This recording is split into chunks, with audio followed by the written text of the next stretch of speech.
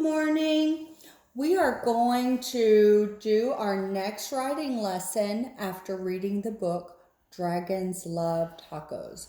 Now, one of the things that really stood out and makes that a favorite book for me is that they use really cool, exciting words.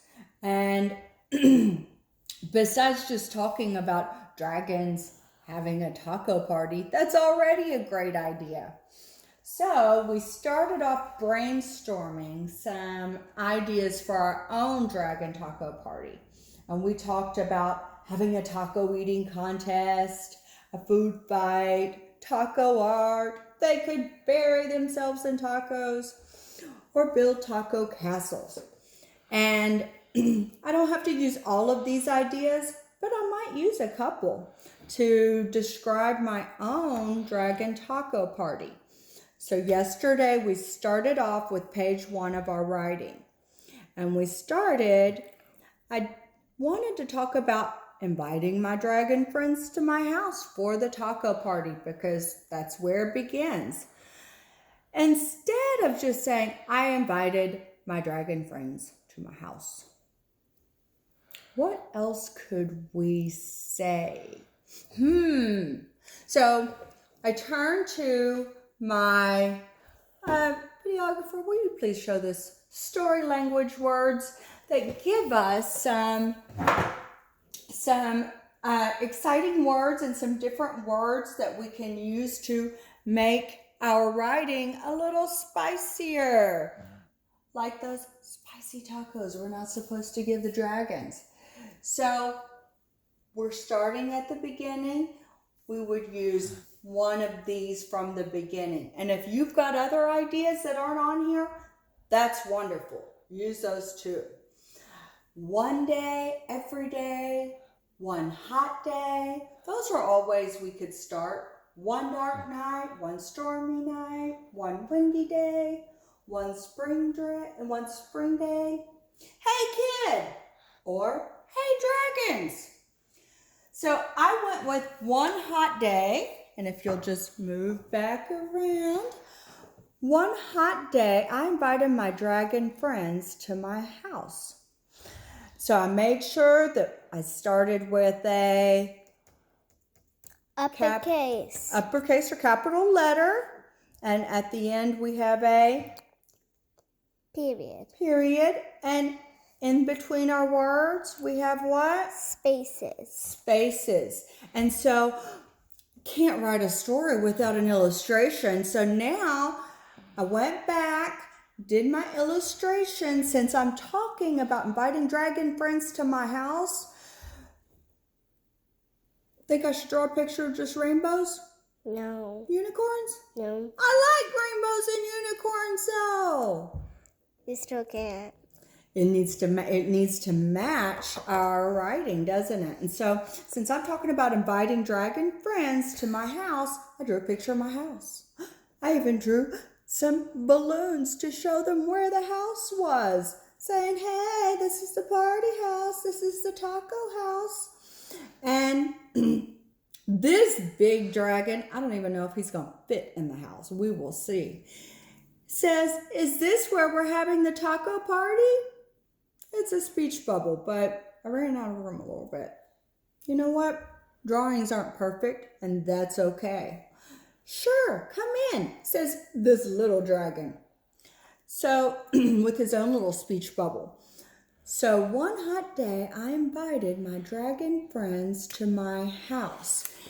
Now, today, we're going to actually get into the party. We're going to describe the party. I want one detail that's really important since we're having a dragon taco party. We've got to make sure we've got enough tacos. So how could we say that?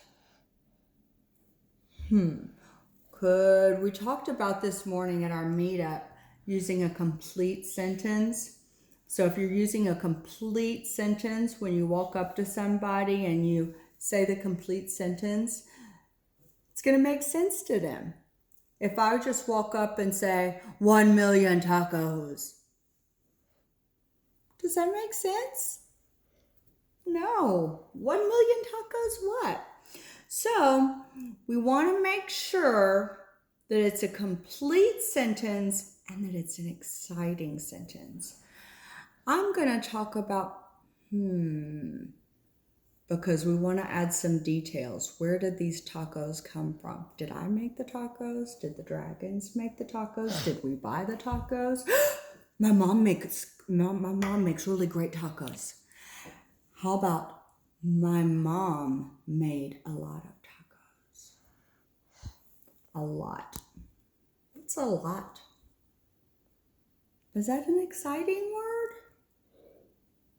My camera person says no. So, no, that's not really an exciting word. My mom made 1,000 tacos. I don't even know if that's enough for all these dragons. My mom made 1 million tacos. Maybe we could do that. My mom made, I know in the book they used some different words that struck me as funny and interesting. They said pants loads of tacos. What else could we say? Boatloads? How about truckloads? I like truckloads. That's kind of different. Okay, so my mom made truckloads of tacos. Will you all help me write that sentence? How do we spell my? M-Y. M-Y. That's a high frequency word, so we have no excuse, and we have to make sure we start our sentence with an uppercase letter. We're going to keep our sentence running through our head as we get all of the words down. My mom M-O-M. made M-A-D-E.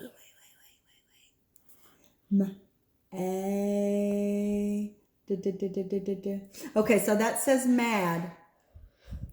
How could we make it say made? Do you know about the bossy E? We put the bossy E on the end, and the bossy E tells the A to say your name. So instead of saying mad, it says made. Okay, my mom made truckloads of tacos. Truckloads. Ooh, that's a big word. What kind of word is that? I think That's a compound word. word. So even though it's a big word, my mom made truckloads of tacos. And don't forget my sentence. We're gonna just break it down and do it word by and do it sound by sound. Truck. Truck.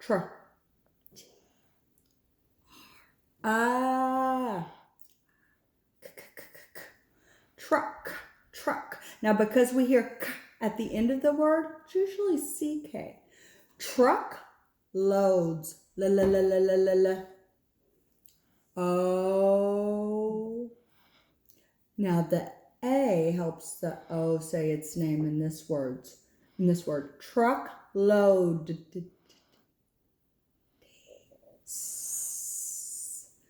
My mom made truckloads of high frequency word. Oh. My mom made truckloads of tacos. That's kind of exciting, isn't it? My mom made truckloads of tacos. What if you did an exclamation mark? I love that idea. So instead of just putting up here, this is kind of a big statement. It is a big statement. My mom made truckloads of tacos. I think using an exclamation point right here instead of a period is the way to go. Now, what could I do for my illustration? More rainbows and unicorns. I might want to draw these dragons and all these truckloads of tacos. But for today, yes ma'am, camera person.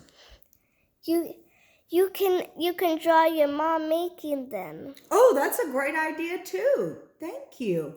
Okay, so right now I'm going to go ahead and really think about and plan out my illustration, but I want to look over my writing. Are you sure? Can we see my writing?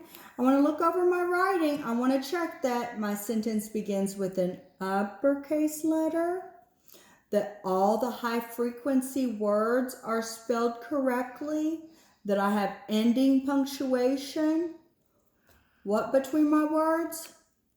Spaces between my words. And when you're stretching out your words, they don't have to be spelled exactly. They don't have to be all, they don't all have to be spelled correctly, as long as we're writing the sounds that we hear and we're doing our best. Because I would rather you try to write the word and then we work on it a little bit together, than if you're just thinking, oh, I don't know how to spell that word because I don't know how to spell that word and I don't want to write it. You've got to try. That's how we learn. So my mom made truckloads of tacos. Got all these illustration ideas swimming through my head. I can't wait to get them down. And I can't wait to see what you have written. Thank you.